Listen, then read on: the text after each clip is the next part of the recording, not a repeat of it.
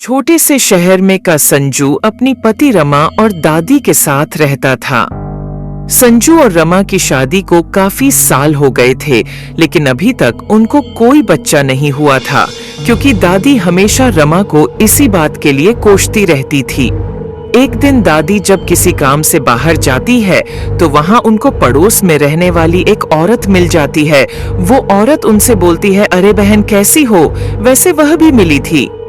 वो पड़ोस वाली, उसके भी कोई संतान नहीं थी। फिर मैंने उसे एक बाबा का पता बताया। आज देखो उसका 9 महीने का बेटा है। तब दादी उससे कहती हैं, क्या तुम सच बोल रही हो? वह औरत कहती है, हाँ, और क्या अगर तुम्हें वहां का पता चाहिए तो मैं तुम्हें दे सकती हूँ? दादी उनसे कहती है, हाँ हाँ, क्यों नहीं, तुम्हारा बड़ा भला होगा।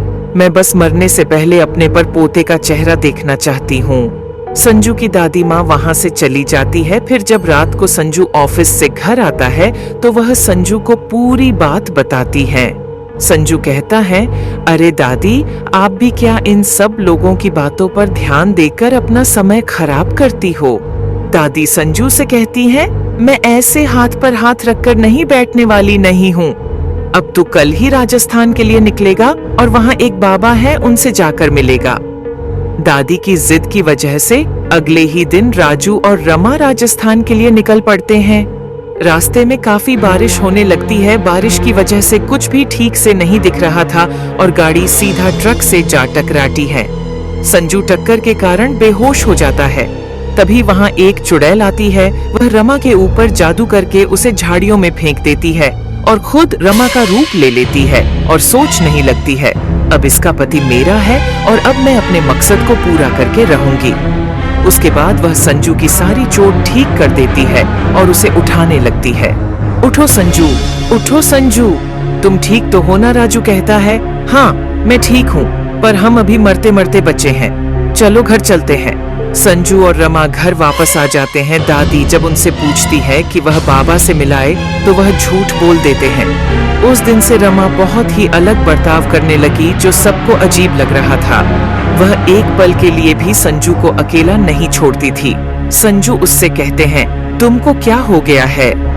रमा, तुम पहले तो ऐसी नहीं थी। रमा कहती है, मुझे कुछ नहीं हुआ। कुछ दिन ऐसे ही गुजर जाते हैं। फिर एक दिन रमा को बहुत उल्टी होने लगती है। जब दादी डॉक्टर को बुलाती है तो पता चलता है कि रमा मां बनने वाली है। दादी और संजू की तो खुशी का ठिकाना ही नहीं होता। चुड़ैल रमा सोचने लगती है, अब मेरा मकसद पूरा हो जाएगा। संजू और दादी रमा का अच्छे से ध्यान रखते हैं। एक रात जब सब सो रहे होते तो चुड़ैल अपने असली रूप में छत पर शैतानी पूजा कर रही होती है। आखिरकार मुझे इतने सालों बाद मौका मिला है। तभी उसे आवाज आती है, पर अभी तू इतनी खुश मत हो, तेरे शरीर में एक नहीं पूरे 10 बच्चे हैं, जिनको इस दुनिया में लाने के लिए तुझे हर महीने की अमावस की रात को अपने पति का खून लाकर मुझे चढ़ाना होगा और तभी मैं तेरी एक एक बच्चे में जान डालता जाऊंगा। जिस दिन तेरे 1 से 10 बच्चे इस दुनिया में आ जाएंगे तो तुम दुनिया में सबसे ताकतवर चुड़ैल बन जाओगी। चुड़ैल कहती है, मैं बस यही चाहती हूँ, शैतान, मैं हर महीने अपने पति का खून लाऊंगी और अपने 10 शैतानी बच्चों का जन्म देकर इस दुनिया पर राज करूंगी। चुड़ैल माँ का रूप लेकर नीचे अपने कमरे में सो जाती है। उसके बाद वह हर महीने अमावस की रात को कैसे भी करके अपने पति को जख्मी करके उसका खून शैतान को पिलाने लगती है। ऐसे ही देखते देखते चुड़ैल को काफी महीने पूरे हो जाते हैं। उस चुड़ैल का पेट 10 बच्चों की वजह से बहुत मोटा दिखने लगता है। दादी उससे कहती है, अरे रमा, तेरा इतना मोटा पेट, तुझे डॉक्टर को दिखाना चाहिए, चलो डॉक्टर के पास चलते हैं। चुड़ैल रमा कहती है, मुझे नहीं जाना हॉस्पिटल, मैं बिल्कुल ठीक हूँ और मेरे बच्चे भी बिल्कुल ठीक है, मुझे अकेला छोड़ दो। दादी उससे कहती है, यस, तेरी आवाज को क्या हो गया और ये तुम कितने बच्चों की बात कर रही हो? आखिर तुम्हें हुआ क्या है? चुड़ैल कहती है, मुझे कुछ नहीं हुआ बुढ़िया, तू जा यहाँ से। दादी कहती है, हे भगवान, ये कैसी बात कर रही है, इसे क्या हो गया? दादी बहुत डर जाती है और घर से बाहर निकल जाती है और तभी चुड़ैल को गुस्सा आ जाता है और वह अपने असली रूप में आ जाती है। वह दादी की गर्दन पकड़ लेती है और सीढ़ियों से नीचे फेंक देती है। दादी लुढ़कते हुए नीचे जा गिरती है और उनकी वही मौत हो जाती है। उसके बाद चुड़ैल वापस रमा का रूप में आकर नाटक करने लगती है। वह संजू को फोन लगाकर संजू को घर बुला लेती है। संजू घर आ जाए, वह दादी को देखकर रोने लगता है। बेचारी मेरी दादी हमारे बच्चे की शक्ल देखे भी नहीं चली गई। इतना कहकर संजू रोने लगता है। रमा का पेट दिन ब दिन बड़ा होता जा रहा था। रमा अपने पेट को हमेशा सबसे छुपा की कोशिश करती है और इसी चक्कर में वह घर से बाहर नहीं निकलती। एक रात रमा की तबीयत बिगड़ने लगती है। बाहर बहुत तेज बारिश हो रही थी। संजू जल्दी से पड़ोस की औरत को बुलाकर लाता है। वह कहती है, अरे तू चिंता मत कर। बूढ़ी औरत अंदर कमरे में जाती है तो रमा का पेट देखकर ही डर जाती है। उसने कभी किसी का इतना बड़ा पेट नहीं देखा था। रमा एक नहीं बल्कि पूरे 10 बच्चों को जन्म देती है। बूढ़ी औरत 10 बच्चों को देखकर घबरा जाती है। मुझे समझ नहीं आ रहा है क्या हो रहा है। 10 बच्चों को जन्म देने के बाद भी रमा बड़ी ही स्वस्थ और पहले जैसी ठीक दिख रही होती है, जैसे कुछ हुआ ही न हो। उसके बाद बूढ़ी औरत सब बच्चों को न लाकर उनको कपड़े पहनाकर लेटा देती है। उसके बाद वह संजू को जाकर बताती है कि वह 10 बच्चों का बाप बन गया है।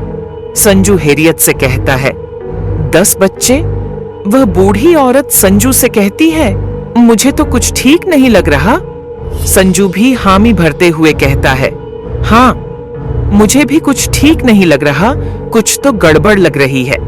सभी बच्चों को रोने की आवाज आती है। संजू और दादी रमा के कमरे में जाते हैं तो देखते हैं रमा नहीं बल्कि चुड़ैल बच्चों को खून पिला रही होती है। वह कहती है, आखिर मैंने अपने 10 बच्चों को जन्म दे ही दिया। यह मेरे 10 बच्चे मेरी सबसे बड़ी ताकत बनेंगे। संजू ने उस औरत से कहा, ये चुड़ैल है तो मेरी रमा कहाँ है? हे भगवान, ये मेरे साथ क्या हो रहा है? मैं एक चुड़ैल के साथ रह रहा था और ये इतने सारे बच्चे इस चुड़ैल के हैं, मैं क्या करूं?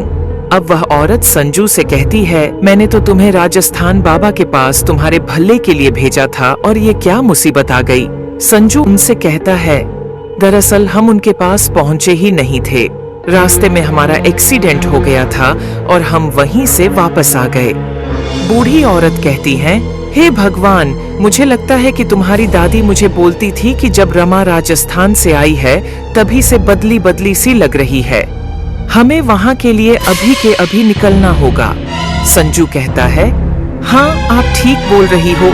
संजू राजस्थान बाबा के पास पहुँचता है तो वहाँ उनको रमा मिलती है। रमा यहाँ, तब वह बाबा उनसे कहता है, ये लड़की 9 महीनों से मेरे पास है। इसके ऊपर किसी चुड़ैल ने जादू किया है जिसकी वजह से इसे कुछ याद नहीं है। अब जब तक वह चुड़ैल नहीं मिल जाती तब तक इस लड़की की याददाश्त नहीं आएगी। संजू कहता है, यही 9 महीने से रह रही है। बाबा उसी वक्त संजू के घर जाते हैं और चुड़ैल को अपने कब्जे करते हैं। चुड़ैल कहती है, मैं कहीं नहीं जाऊंगी, कोई मुझे नहीं पकड़ सकता। तब बाबा कहते हैं, तुम मुझसे बचा नहीं पाएगी समझी, इसलिए खुद को मेरे हवाले कर दे। बाबा उसे कहते हैं, तुम एक चुड़ैल हो और तुम अपना खून पिलाकर इन बच्चों को शैतान बना रही हो। मैं इन बच्चों के साथ कुछ भी ऐसा नहीं होने दूंगा और तुम्हें यहाँ से जाना होगा। वह चुड़ैल कहती है, नहीं नहीं नहीं, मैं कहीं नहीं जाऊंगी। बाबा अपने झोले से छोटी सी बोतल निकालते हैं और मंत्र पढ़ने लगते हैं। चुड़ैल बहुत चिल्लाती है पर बाबा की शक्ति उस वक्त उस चुड़ैल की शक्तियों से ज्यादा होती है, क्योंकि चुड़ैल के 10 बच्चे उस बाबा के पास होते। बाबा उस चुड़ैल को बोतल में बंद कर लेते हैं। चुड़ैल के बंद होते ही रमा के ऊपर से चुड़ैल का जादू खत्म हो जाता है और उसे सब याद आ जाता है। बाबा उनसे कहते हैं, अब तुम्हें चिंता करने की कोई जरूरत नहीं।